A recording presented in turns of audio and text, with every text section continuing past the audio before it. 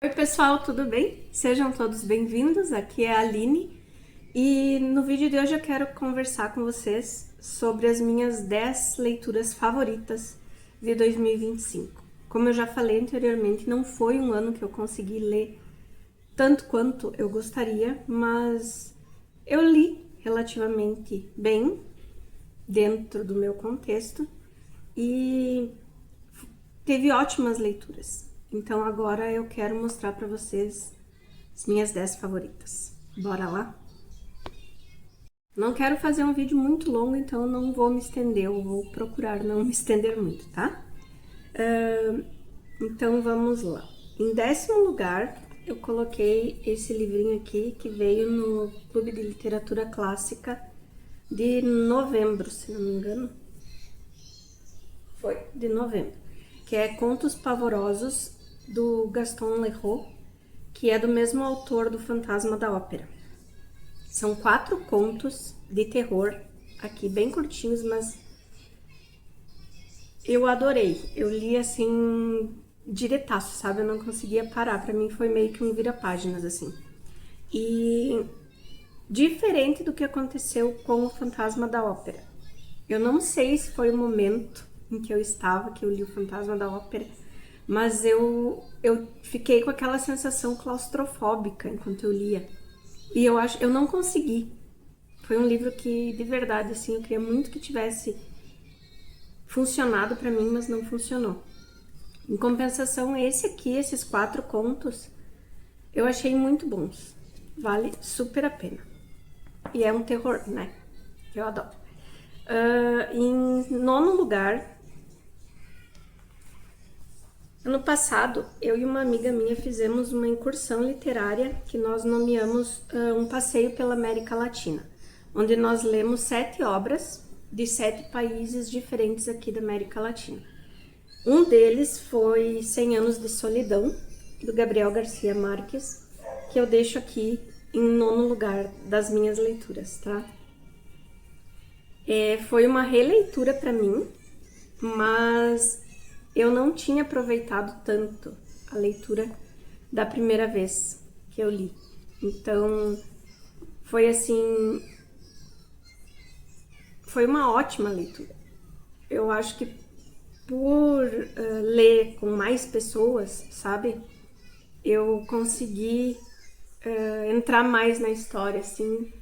E nem me fez diferença a quantidade de personagens com o mesmo nome nem nada, porque eu tava dentro da história mesmo, então pra mim foi como se fosse fazer parte da família, sabe? Então foi uma experiência maravilhosa que eu tive dessa vez com essa leitura aqui.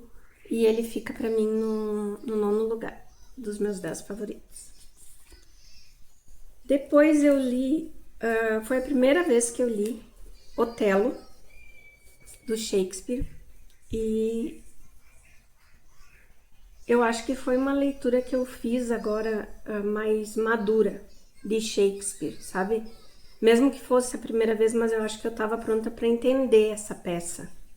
E essa questão da vilania do Iago aqui, sendo o diabinho no ouvido do Otelo, e eu acho que por ter mais bagagem de literatura, sabe? Eu consegui aproveitar muito essa obra aqui e se tornou uma das minhas favoritas, por isso que eu trago ela aqui. Então, em 8º lugar, Otelo, do Shakespeare. Em 7º lugar, eu li ano passado Noites Brancas, do Dostoiévski. Veio num box também do Clube de Literatura Clássica e, embora curtinha, essa história me tocou, de verdade, sabe? Não é à toa que tá entre as minhas leituras favoritas. Mas essa capacidade do ser humano de se envolver tão rápido e de esperar algo mais, e esse amor platônico e todas aquelas reviravoltinhas assim que vai. Eu adorei, super indico, tá? Foi um dos meus favoritos mesmo. Em 6º lugar, eu li com Plano Estoico, que é um grupo de leitura de filosofia do professor Brian. Eu li com eles o Banquete, do Platão. E foi uma leitura incrível, assim, porque a gente tem noções de filosofia, né, grega, mas a gente tem aquela noção da frase, do conceito, mas eu não tinha lido ainda do texto completo, da onde aquele conceito surgiu, ou como aquela ideia tinha sido colocada mesmo, na íntegra, assim.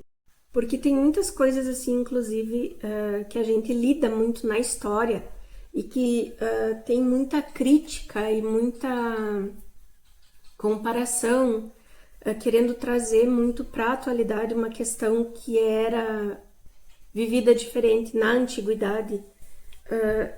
E aqui de cara já ele já quebra essas questões e esses padrões que querem que a gente tenha como influência atual para a literatura antiga.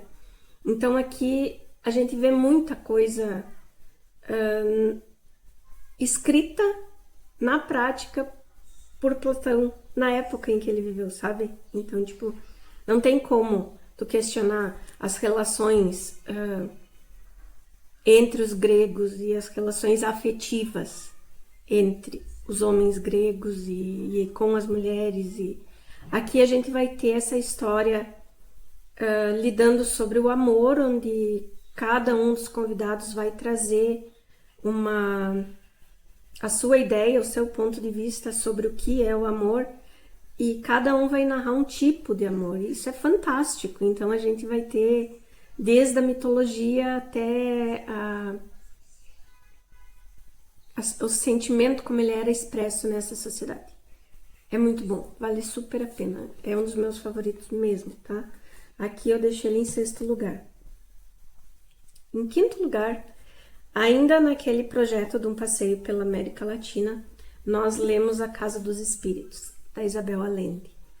E esse livro, eu achei ele tão importante, mas tão importante no contexto de América Latina, porque ele vai trazer, além de trazer um contraponto com os 100 Anos de Solidão, do Gabriel Garcia Marques, onde ele foca nos homens da família Buendia, aqui ele vai, a Isabel Allende vai fazer uma coisa incrível, assim. Diz oi pro pessoal. Oi, pessoal. Tudo bem? Tudo bem? Você tá bem? Tô bem. Então tá bom. Participação especial. Então, como eu dizia aqui, ela vai trazer um contraponto com os 100 Anos de Solidão, do Gabriel Garcia Marques, sendo que lá ele vai focar muito nos homens da família. E aqui ela vai trazer o contrário, ela vai trazer uma família onde a base são as mulheres e que gira em torno de um homem que é no mínimo,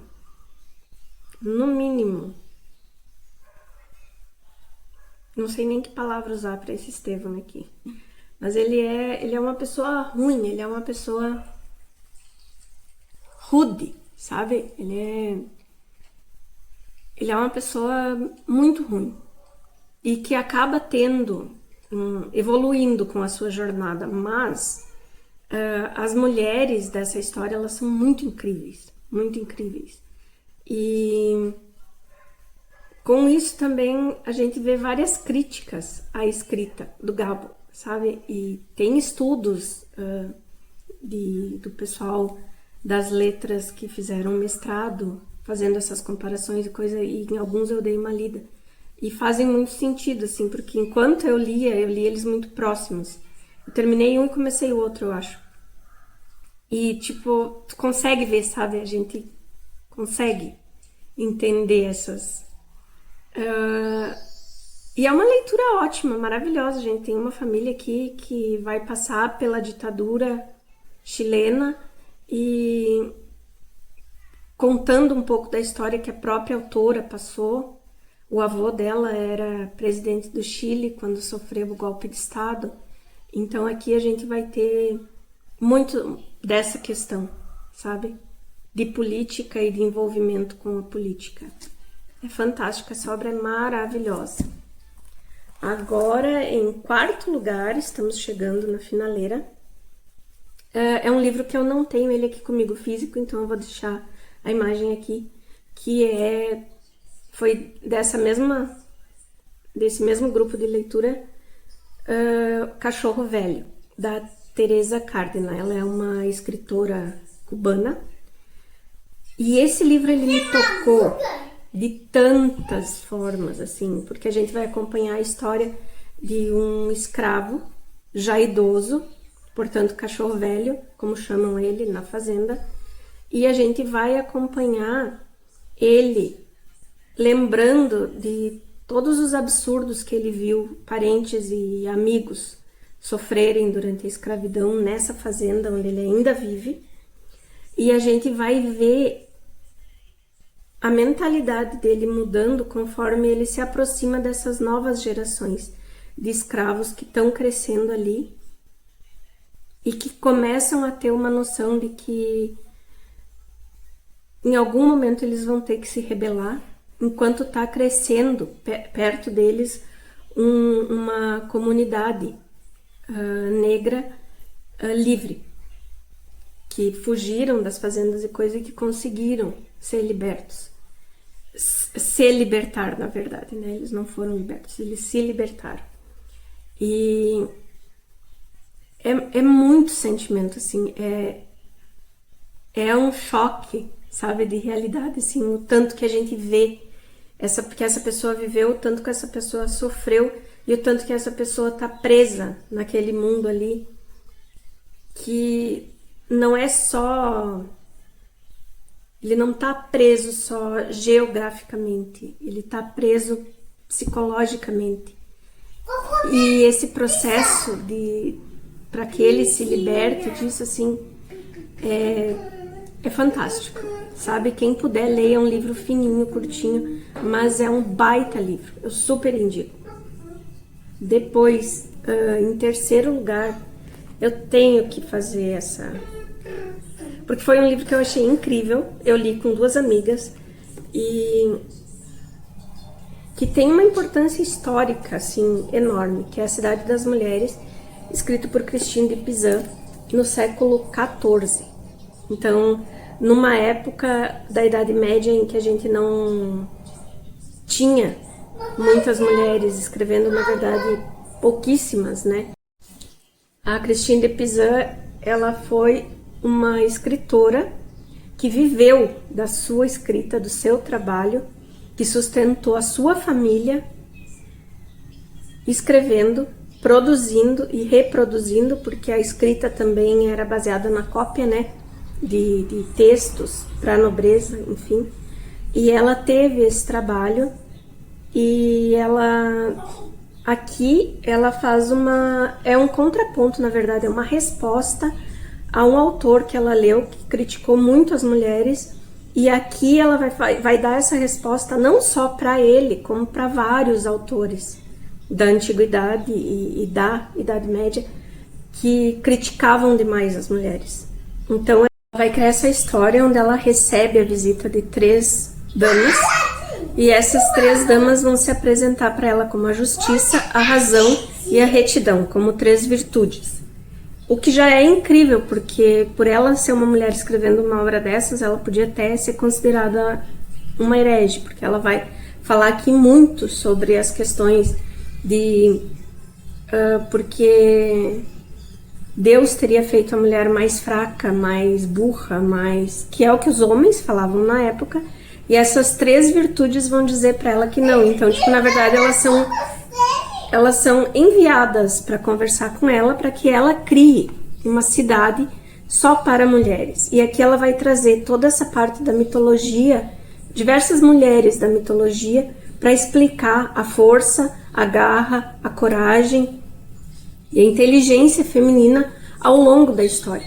Outra coisa que me chamou muita atenção nesse livro foi a questão de como a história antiga, era contada aqui e as diferenças que a gente vê hoje em dia na história antiga sendo narrada, sabe? Tem algumas coisas assim que foram mudando com o tempo, embora a base seja a mesma, a maneira como ela é contada tem algumas diferenças. Mas quem puder ler, gente, essa obra aqui, ó, é maravilhosa. E pensar assim que uma mulher teve condições de pensar e escrever isso lá no século XIV, nossa, sim, é surreal, é muito bom, muito bom. Em segundo lugar, a minha leitura favorita do ano foi As Brumas de Avalon.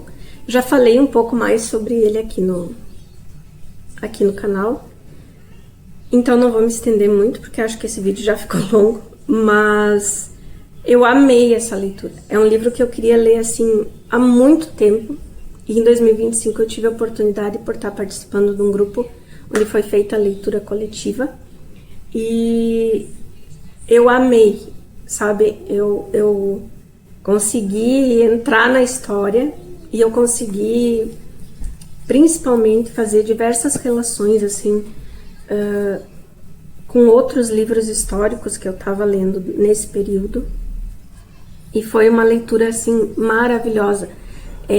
Ela conseguiu escrever a história do rei Arthur para as mulheres, sabe? Não só contada pelas mulheres, mas que mulheres leiam, entendam e conversem, dialoguem com essas personagens. É muito bem escrito. Quem puder, assim, ler As Brumas de Avalon, aqui são os 4 volumes principais, tá? Então aqui tem uma história fechadinha e tem outras obras desse universo, porém a história do Arthur, da Morgana, a história de Camelot tá fechadinha aqui, tá? Aqui a gente vai ter toda essa história de cavalaria, então, narrada através das mulheres dessa história, Morgana, Guinevere, Igraine, Vivienne, e belíssimamente narrada. Eu amei essa leitura. Quem puder, faça, tá? E o meu primeiríssimo lugar de 2025 não poderia ser outro senão A Divina Comédia, que era uma obra também que eu queria ler há muito tempo. E eu comecei a ler ele lá em 2024, parei, depois voltei, terminei ele em 2025 com um grupo de leitura também. E, gente, o que dizer?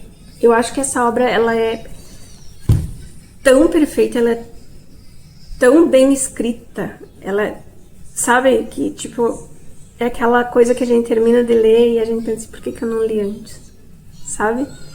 O Dante era católico e o Dante passou então pelo inferno, porque é ele quem vive nessa história, então ele vai procurar a Beatriz, sua amada, que está no céu, mas para que ele atinja o local onde ela está, ele tem que passar pelo inferno, que seria a entrada aqui pela terra, e aqui ele vai ter o Virgílio para guiar ele, que é um poeta romano que escreveu Eneida, e ele vai guiar o Dante por todo o inferno, demonstrando, enfim, em que círculo cada vício, cada defeito leva as pessoas. São descrições maravilhosas, assim, de locais que você imagina mesmo aquela tortura infinita, sabe? É muito bom.